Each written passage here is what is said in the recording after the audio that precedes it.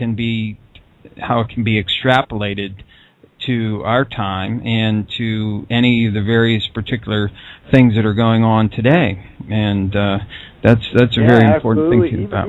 Even the Lincoln assassination, which I mentioned, I mean, that's a story that's 150 years old. That 99.9% of the American people know almost nothing about that, other than that John Wilkes Booth shot Lincoln in Ford's Theater or whatever, and. It's amazing how many aspects of that story are directly relatable to what's going on now with our government, and the kind of lies that were told, and the kind of things that were going on the periphery, sort of that assassination. The parallels to today are just. They're astounding in some cases, I mean, like the guy that supposedly shot John Wilkes Booth, for example, which I don't believe that he actually did, but that's a whole other story. But anyway, this guy Sergeant Boston Corbett, he's the guy he's sort of the Jack Ruby of the Lincoln assassination. He's the guy that was on the posse, the special military detachment that was sent out to bring Booth back alive to stand trial, and against standing orders, he's the guy that supposedly shot and killed John Wilkes Booth, thereby circumventing a trial and all that good stuff. A very Jack Ruby-ish move, to say the least. But the interesting thing about this guy is that many years later, he showed up in, I believe it was Kentucky. He got a job as like the doorman of the Kentucky State Legislature, and a couple weeks later, the dude shows up to work brandishing 2 handguns and shot the place up. Now, when does that ever happen today? All the time. Yes, it does.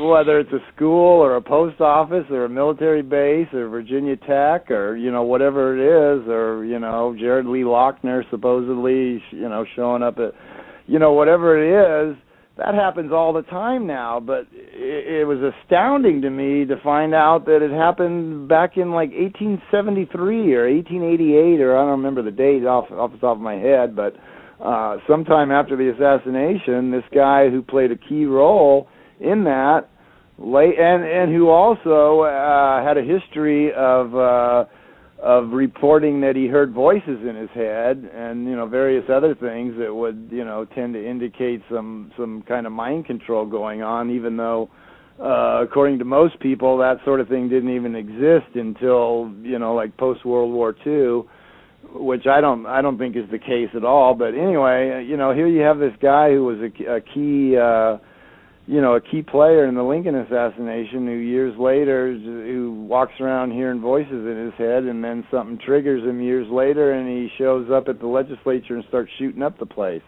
So that's amazing. It's astounding that the more things change, the more they stay the same, as they say. And it's just amazing how much hasn't changed, in 150 years, which is why that story is like my current obsession now, and I've been delving ever deeper into that rabbit hole. But anyway, that's kind of a little off topic. But anyway, well, that's fine. The point being that yeah, I mean, even you find these direct parallels no matter where you look, and even if you go back 150 years, so yes. And I'm with you as far as mind control goes, Dave.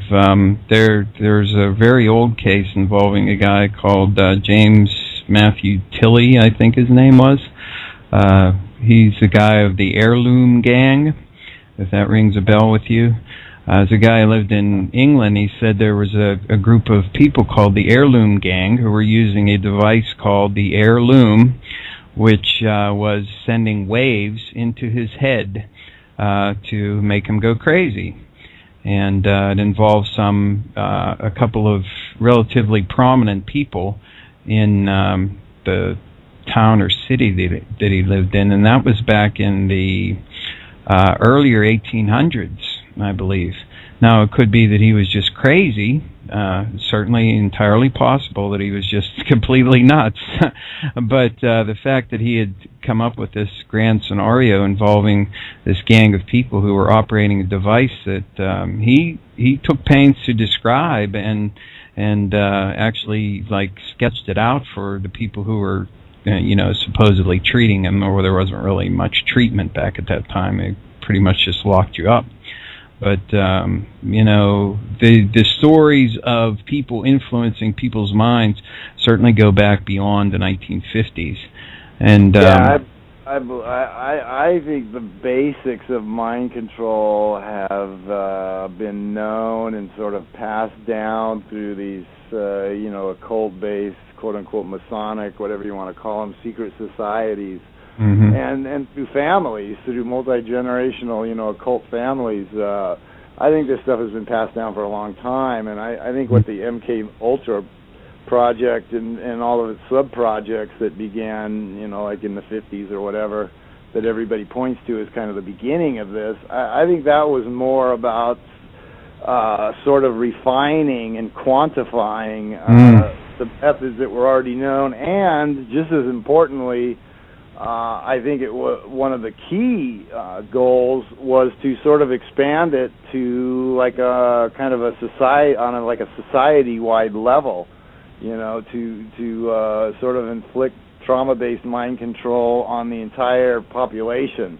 And yes. I believe that the Kennedy assassination was, at least in part, sort of a countrywide MK Ultra project. It was a trauma-based, it was an effort to traumatize, to inflict mass trauma on the entire country. I agree with you. Thereby affect a change in direction, I absolutely agree with that. A lot of what we see today is direct outgrowths of those efforts to study ways to sort of expand this into a more society-wide thing, and the whole notion of like serial killers and spree killers and now terrorists, and it's just a means of constantly keeping the people in fear and constantly traumatizing the people to affect the changes that they want to affect, and it's become more and more prominent. It's almost become now where there's like no recovery time, It's like they almost want to keep us, permanently traumatized. You barely recover from one thing, and it's on to something else, That's true. And I agree with you 100% on the Kennedy assassination. I do view it that way. I think it is, partially at least, certainly part of what happened there. That, especially being assassinated the way he was, and the various films of it and everything that have been shown time and time again, and all of that was part of it. Yeah, it did not have to be done that publicly and filmed and replayed for 50 years. Yeah, still going. It was done very publicly and very. I think that I kind of thought that Obama was being set up the same way, to be honest with you. To me, looking back on it, I was only like 3 years old when Kennedy was assassinated, so it's not something that I have like a lot of personal recollections of. But looking back on it, it seems like to me like the people were really sort of encouraged to just idolize this guy, and almost like and when he was killed, to a lot of people it was almost like a family member had died, and the whole country really was very much in mourning, for quite a while, and we're very traumatized by it, and one of my fears was that Obama was kind of being set up for the same thing. He sort of kind of took the office as with all this sort of hero worship, and he was young and idealistic and carried to traumatize the nation. Yes, I agree. That I agree that as being a part of it. But since you mentioned mind control, I wondered if we could just touch on the Apollo stuff for a minute. Now, it's quite clear, obviously, I've looked at the Apollo missions myself pretty in-depth over the years and read many books on it. But I really appreciate the way you put together your material. And as I said, I really love the sarcasm that you have in your writing, because I mean, it deserves it. It deserves it. Yeah, I always write with a heavy dose of sarcasm. I always try to throw some humor in, even in the serial killer book, which is very, very dark. There's occasional humor, although not nearly as much as in some of my other writing, because it's just such a dark and grim subject. But for the most part, I always try to inject as much humor into my writing as I can, on the principle that what was the Mary Poppins thing of spoonful of sugar makes the medicine go down, or something. There you go. But but the Apollo one, I think I really sort of brought out much more of that than normal, just because to me it's just so ridiculous. I mean, it is. You know, after looking into it, I mean, it's almost kind of like the adult version of believing in Santa Claus or the Easter Bunny. I mean, it's so absurd to me. Especially in the ensuing decades, and the way you point out the fact that the various proposals that have come forward since that time by NASA as efforts to like go back to the moon and things like this, and they're going on and on about how it will take us 20 years to be able to do that, and as you pointed out, there were 3 additional missions ready to go. They had the rockets all ready, the lunar modules all ready, and the crews all ready. 3 more missions ready to go to the moon after they stopped going, and all of a sudden now with all of our advanced technology. We can't possibly do that for decades. It would require all incredible work. I've always problem. Yeah, it's just, why don't you roll one of those Saturn V's out and fuel it up? You know, they work just fine. Why reinvent the wheel? Yeah, but it amazes me that every time an announcement comes out about some new highfalutin plan that NASA has, it invariably directly contradicts the notion that we've already been there. Well, we can do this, but it's gonna take 20 years of research and development, and we still have to solve the radiation problem. We still have to solve the reentry problem. We don't know how to deal with the lunar dust, and wait a minute. How come we knew all that 40 years? And none of the reporters ever say a damn thing. It's like, how come nobody ever sticks up their hand and says, excuse me, can't we use the technology we had back in 1969? I mean, it amazes me that everyone just blindly accepts these pronouncements without having any realization, apparently, that they're contradicting themselves in these statements. It's I know. It's almost like they want you to believe that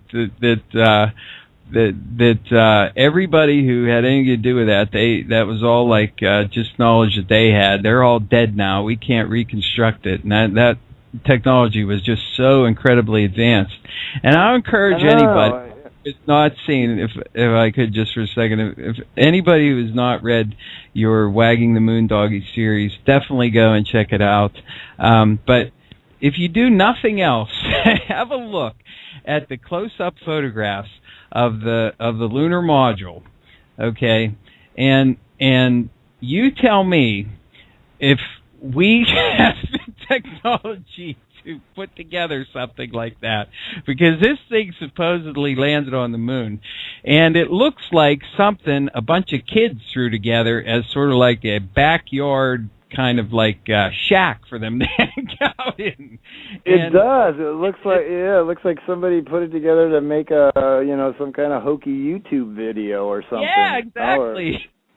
It's just it's astounding, and we're supposed to believe that these things not only landed on the moon, but then took off from the moon, completely untested. I mean, it's never been done before or since. It couldn't be tested because we don't have those conditions here to test it. And when it was supposedly tested here, they couldn't even get the thing to work right in Earth's atmosphere, where we know the known conditions. But supposedly they took them up there and they worked flawlessly every time. And I mean, there's just so many things about the story that are almost just, they are just laughable, if subjected to any kind of scrutiny, and yet they defend that. Well, NASA doesn't really so much defend it themselves. They have these various people, debunkers out there that they claim aren't really connected to them, but they obviously are, because NASA pretty much defers to them and lets them do all of their debunking. And my theory, as I stated in the thing, is the reason that they do that is because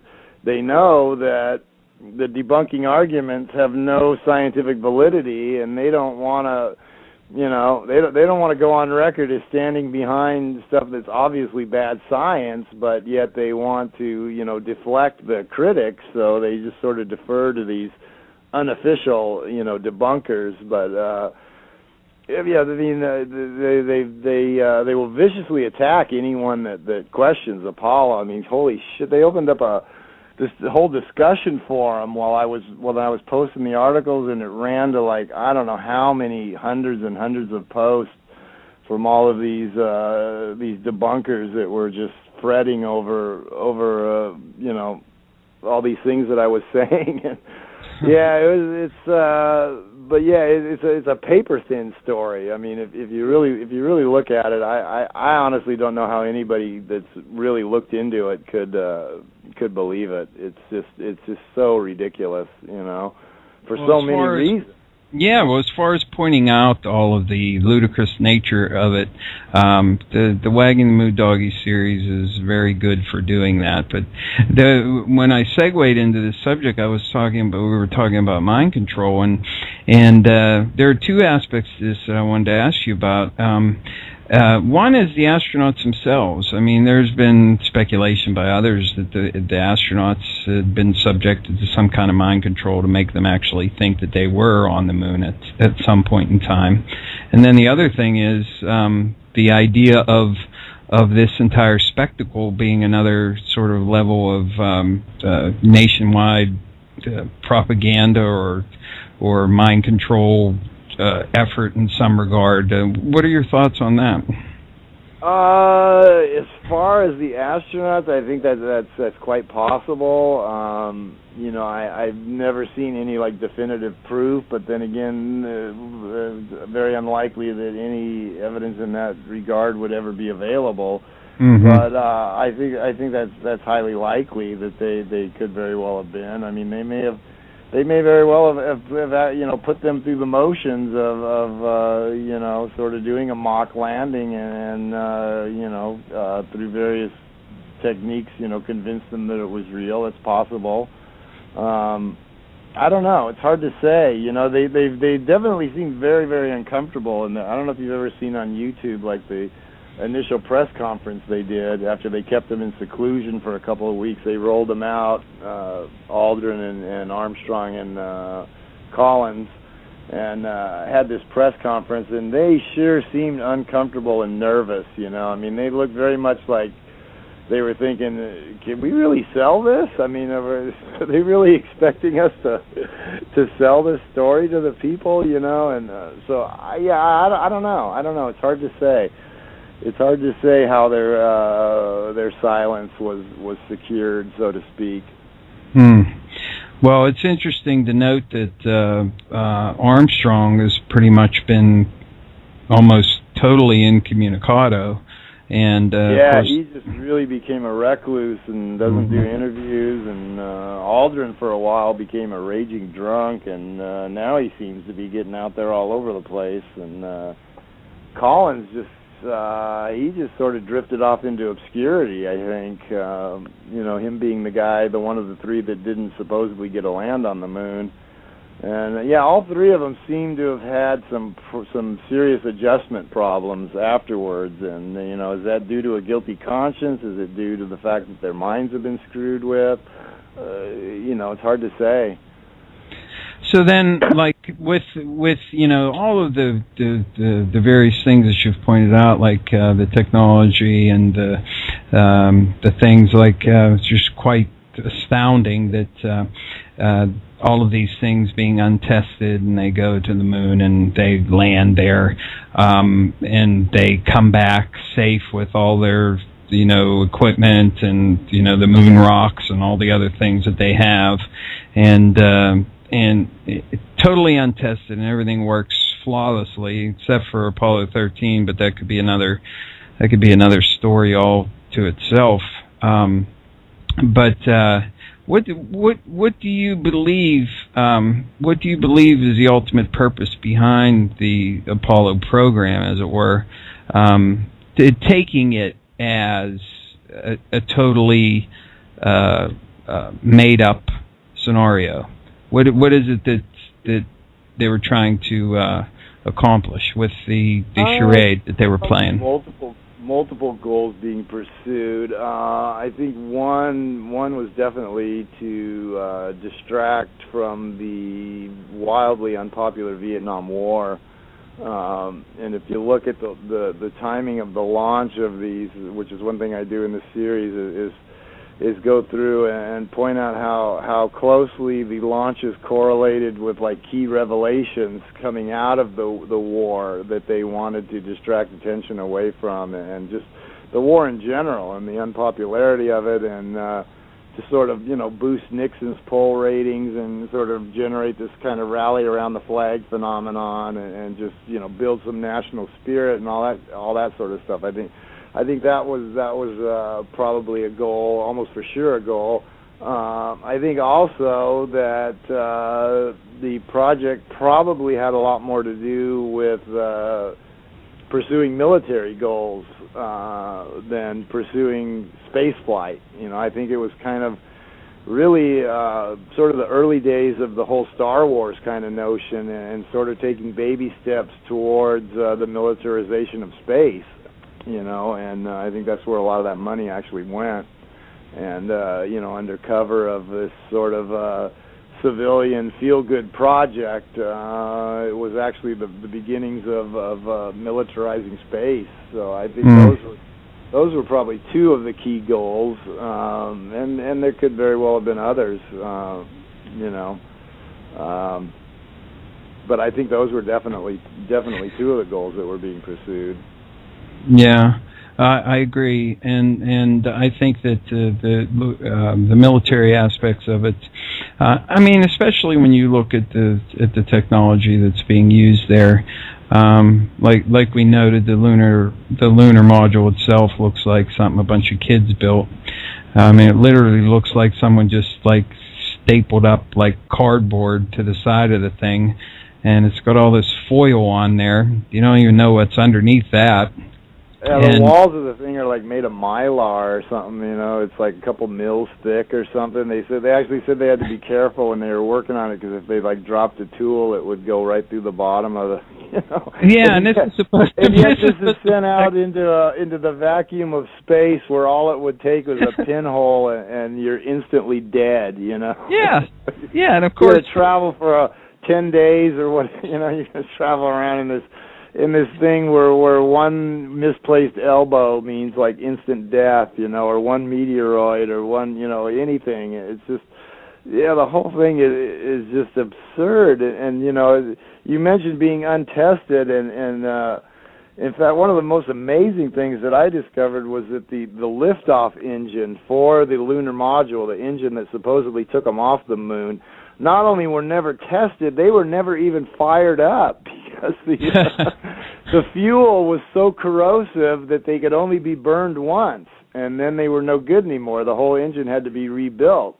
So they built these things in the factory without even, supposedly just built them, installed them without even test firing them, and sent them up on the assumption that they were going to fire up the first time and get them off the moon. Who is going to do that? That's just insane to even think that they would have actually done that, and then to have them work flawlessly every single time. Now we can't even build a space shuttle that they can launch without blowing it up. But, back then we could send untested engines to the moon, and they fired up first time every time, And as you pointed out, too, apparently back then they had muscle spaceships. We got there a lot faster then, too. Yeah, now they're saying it's going to take a lot longer to... you know, the arrogance of faking it is just mind-boggling. You know, I mean, they must have, presumably they must have thought at the time, well, at some point in the future, we're actually going to be able to do this. You know, so we'll just make it as accurate as possible based on what we know now, and you know, it'll fit in later or whatever. You know, but now here we are, you know, what, 50, 40 some years later, and nobody's ever come close to duplicating it.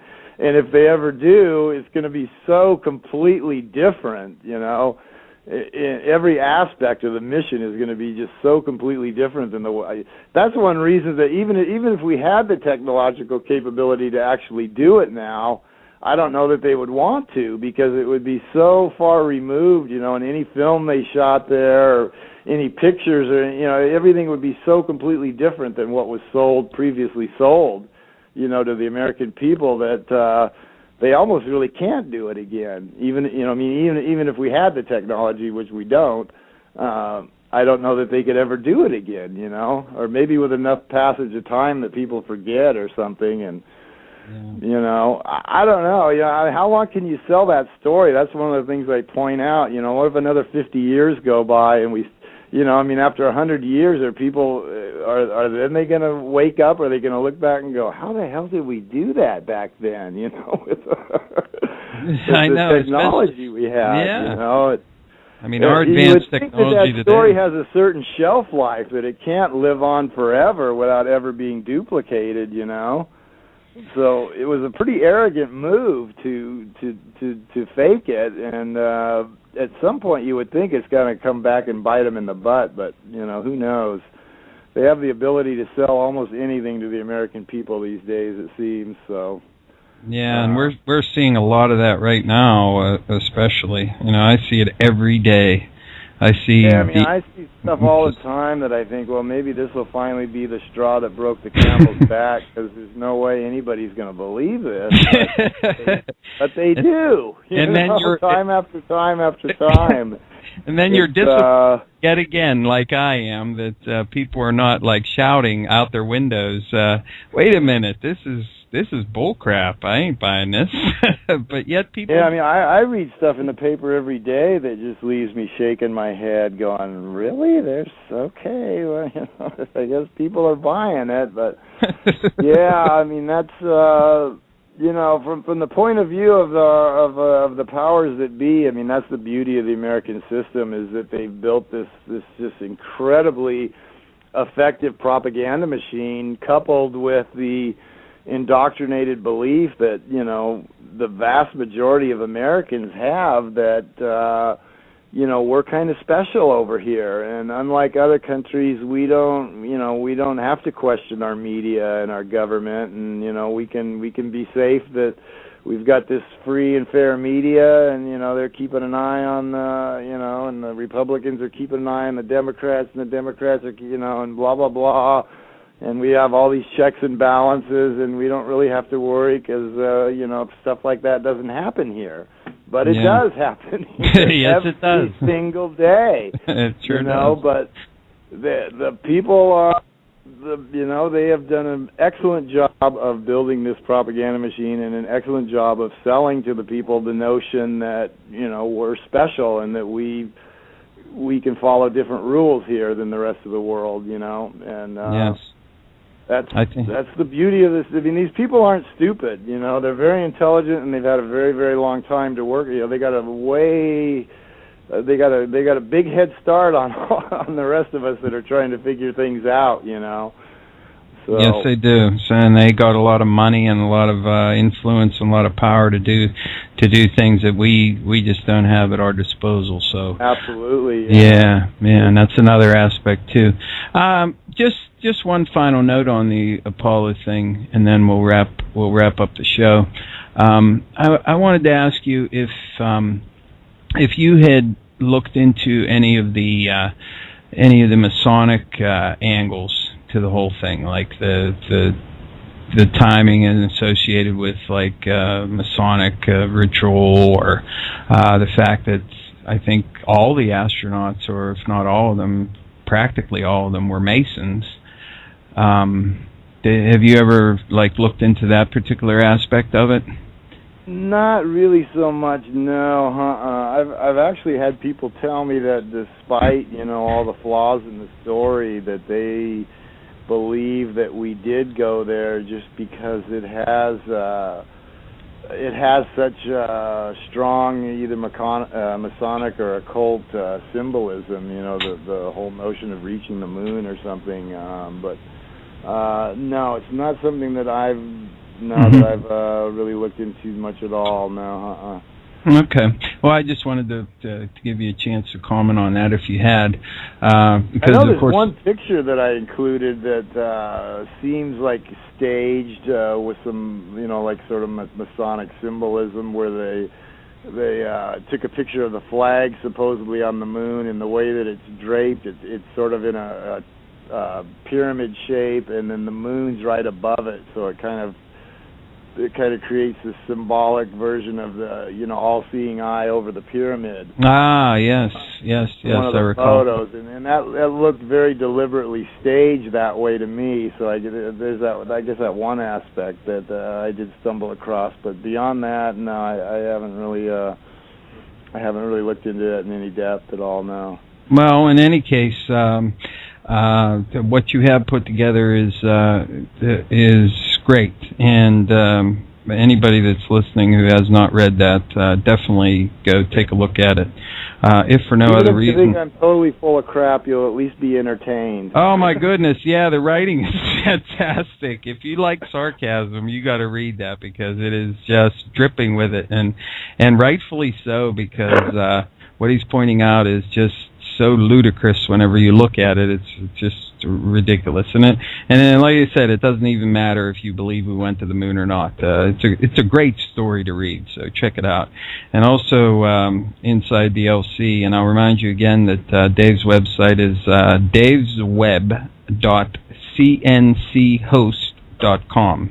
That's davesweb.cnchost.com. And you can find inside the LC there, and you can also find Wagging the Moon Doggy. And presumably sometime in the future, we're going to have a new series on Lincoln, which sounds really fascinating. And of course, don't forget that Dave does have 3 books that he put out, as I mentioned earlier. It's Programmed to Kill. Out of print. The Railing Democracy is actually out of print, but the other 2 are still currently available.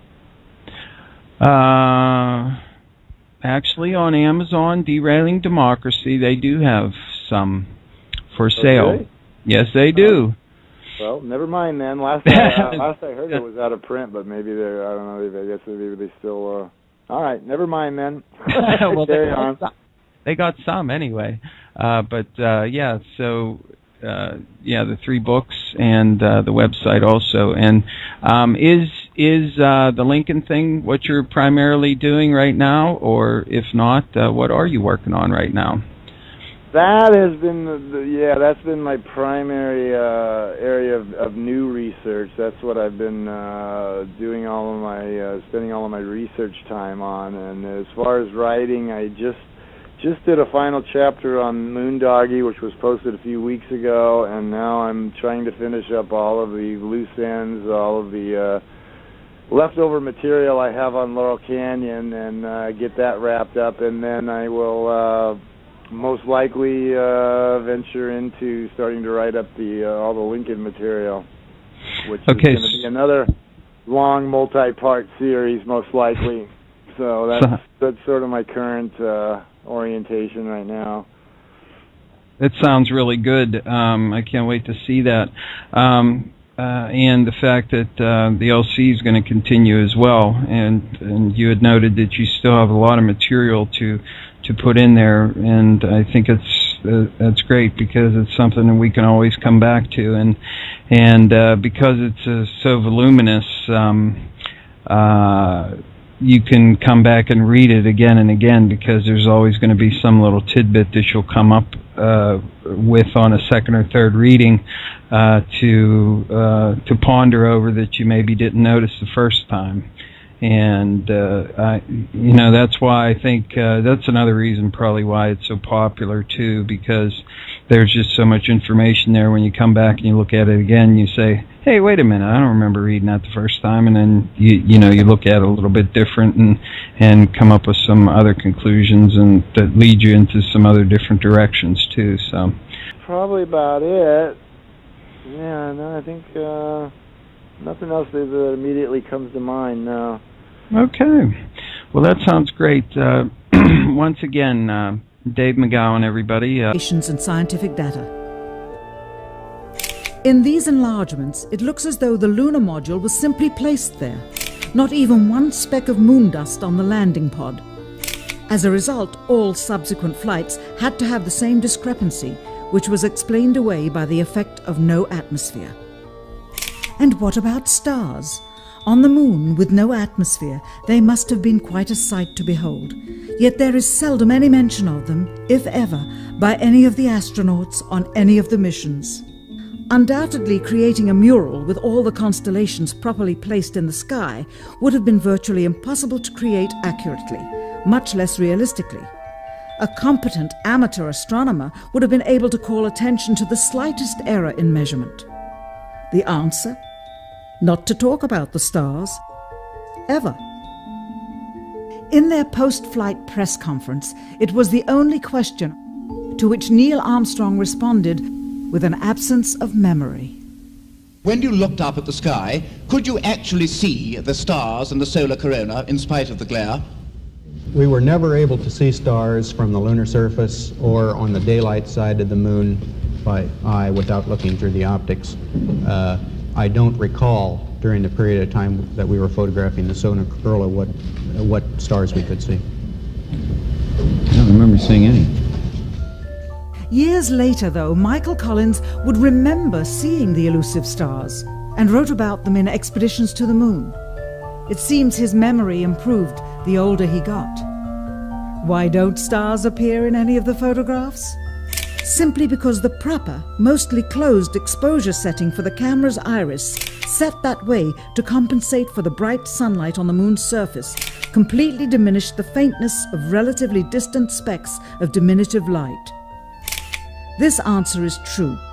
It does not, however, explain why they never took any pictures of the stars by themselves, with an exposure setting perfect for them.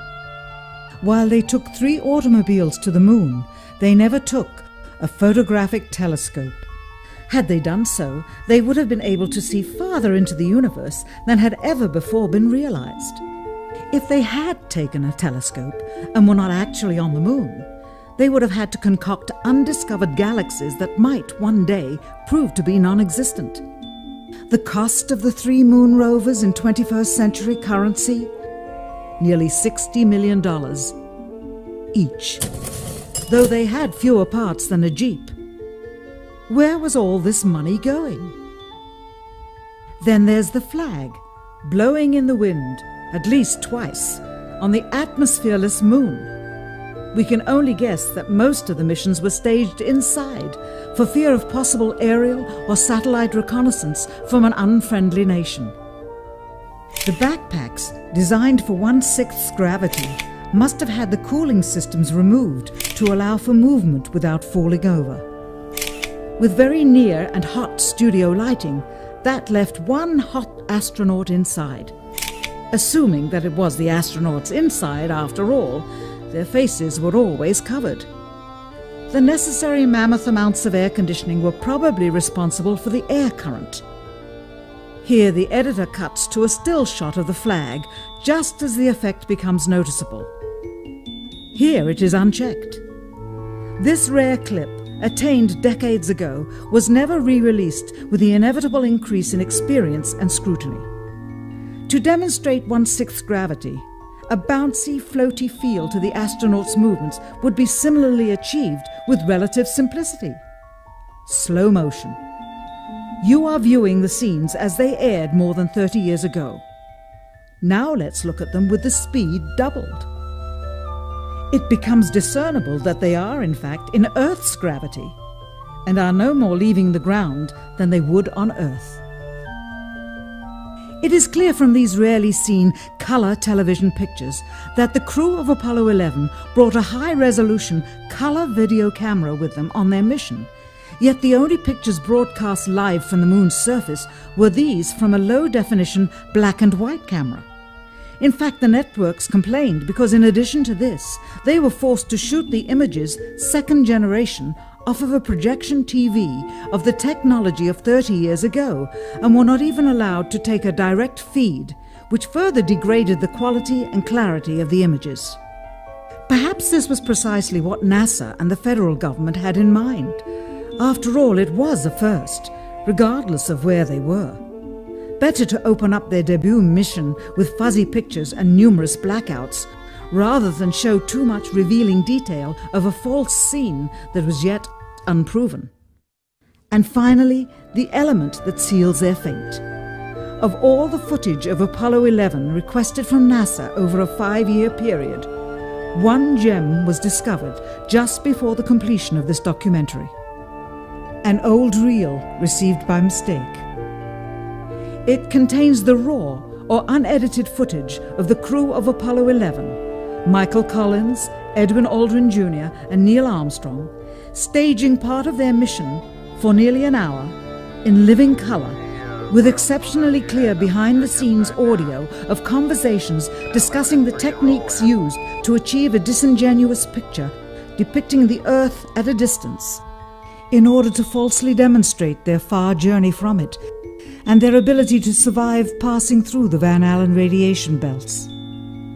It cannot be misconstrued that this staging was done for some other reason prior to the mission, for the reel itself is slated and dated July 18th, 19th and 20th, 1969, the very days of the mission when they were said to be approaching and achieving lunar orbit. Furthermore, it is apparent they are in genuine zero gravity aboard the actual spacecraft, necessary to convince the mass media of their authenticity, just not any further than Earth orbit, as you will see. In this never-before-seen or heard footage, not only is the radio conversation between the astronauts and Houston Control audible, there is a secondary, private conversation taking place between the crew and a third confidential party, prompting the astronauts with what to say, when to speak, and how to effectively manipulate the camera to achieve the desired misleading effect. NASA claims that the Houston transmissions were the only ones taking place with the astronauts. Listen now as Houston Control initiates a conversation with the crew, only to find them too preoccupied with the behind-the-scenes trickery to respond. Moments pass and the oversight is picked up on by the clandestine third party, who quickly prompts them with talk. Immediately, Neil Armstrong speaks. Hello, Apollo 11. Houston, Goldstone says that the TV looks great. Over.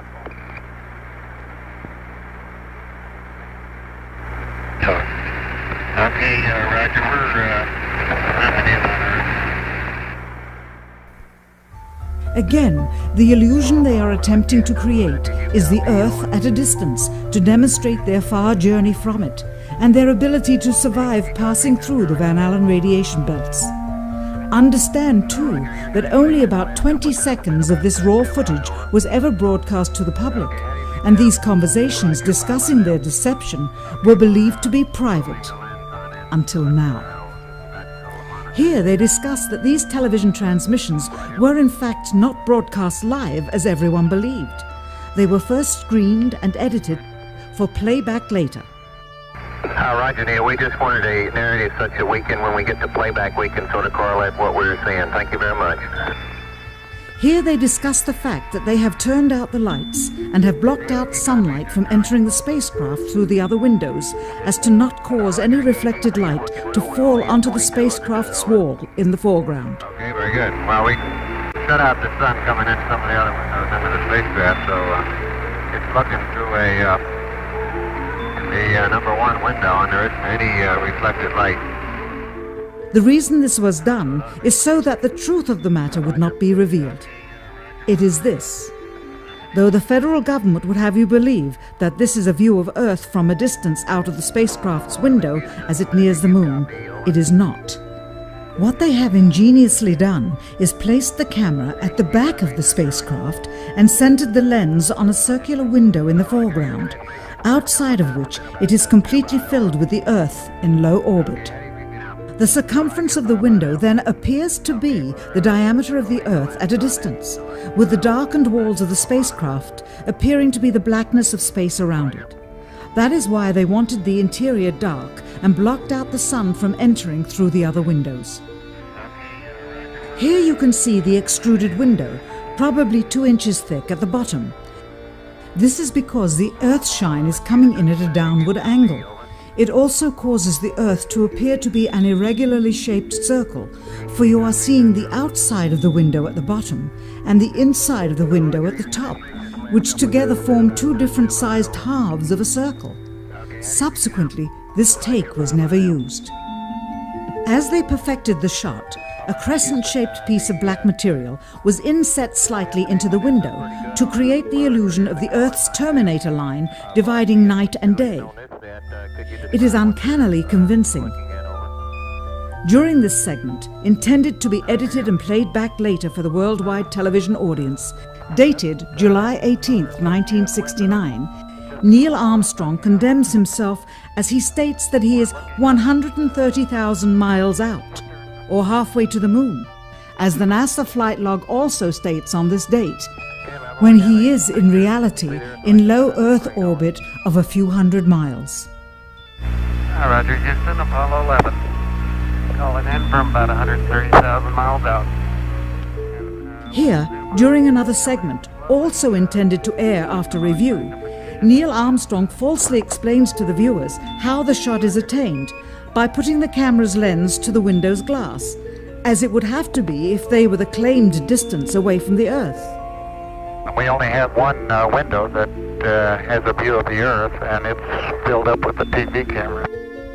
If the window was completely filled up with a TV camera, as he stated, then an astronaut's arm would not be able to get between the camera and the window, as it obviously does here in this outtake.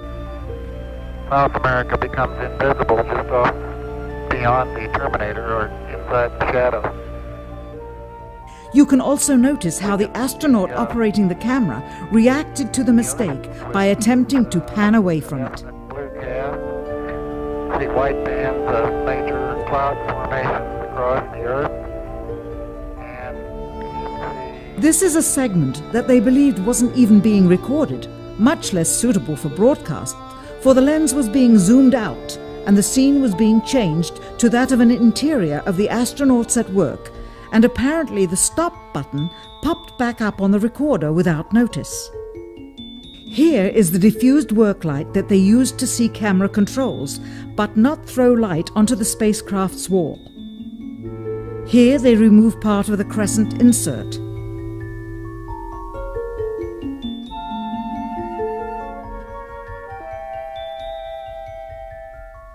Finally, the iris is opened up and you can see the real location of the camera and the very bright and near Earth out the window. Here is the slate for the 19th of July, and the same shot of trickery on the 19th of July, and then the 20th, and the same misleading shot on the 20th. Later that evening, they were said to be walking on the moon. How can this be when they were in Earth orbit only 9 hours earlier, and the moon is some 3 days' journey away? Furthermore, if they genuinely went to the moon, why would they be faking any part of it? Why this trickery with the window? By faking being halfway to the moon, it becomes apparent that they did so because they could not even go halfway. It thus confirms that the stumbling block to their success was the lethal radiation of the Van Allen radiation belts. Since the same equipment was used on the subsequent missions in the 40 months that followed, none of them could have gone to the moon. They only increased their proficiency at staging them.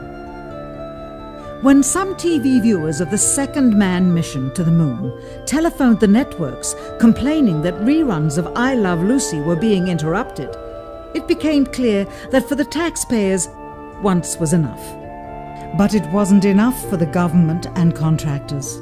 Billions of dollars of pure profit went with each return. How coincidental that the following mission would have the element of life and death jeopardy. Apollo 13. Now the public would take going to the moon more seriously and be reconnected with the drama. We now realize that perhaps the reason Neil Armstrong has never given an on-camera interview is because he doesn't want to lie anymore. What threats may have been made upon such honorable men or their families to possess their reluctant cooperation and later ill feelings towards perpetuating this still darkened hour in American history? NASA's highest-ranking official, James Webb, resigned without explanation just days before the first Apollo mission. Why, when he was on the threshold of achieving the greatest accomplishment of his career?